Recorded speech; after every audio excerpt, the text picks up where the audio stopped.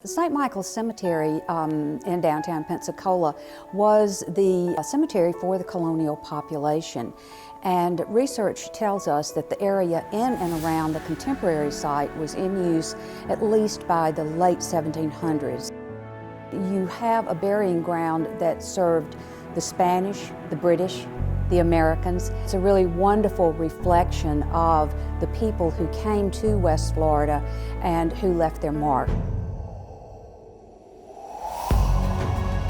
St. Michael's Foundation is the primary steward for this site. Today, the St. Michael's Cemetery Foundation has senior partners at the University of West Florida.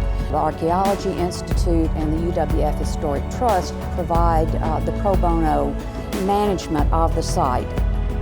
Florida Public Archaeology Network provides wonderful support, as does the municipal government here.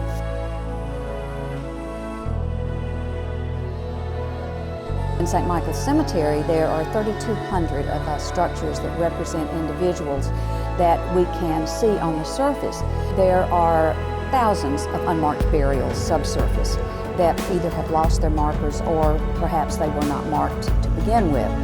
And so we manage both what we see on the surface, and we always want to be aware of what is on the subsurface. And so we've taken a number of steps that helped us in management of the site.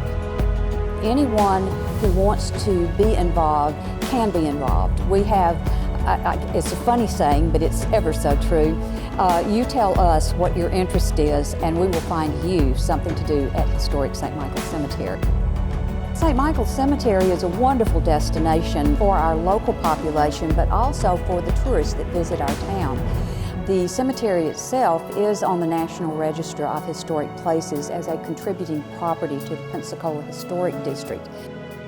So you're able to come into the cemetery, be greeted with some wonderful interpretive material that's on site, take a stroll, and then be directed to other areas in our community where you can also experience the colonial and post-colonial atmosphere of Pensacola.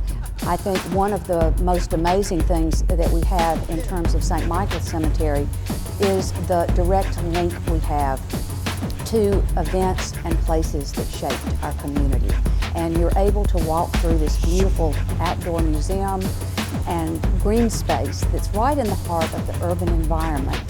And you're able to almost physically touch the people themselves and get a sense of who they were and how they were connected with various structures that survive and with events that happened in our community.